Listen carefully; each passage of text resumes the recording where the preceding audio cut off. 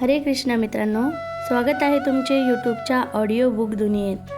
काम भावनेवर आधारित प्रेम संबंधांचे आकर्षण हे पूर्ण पुरुषोत्तम भगवंतांचे मूळ लक्षण आहे आणि आपण बद्धजीव त्यांचे अंश असल्यामुळे आपल्यातही तशी भावना आहे, परंतु तिचा येथे विकृत व आंशिक स्वरूपाने प्रत्यय येतो।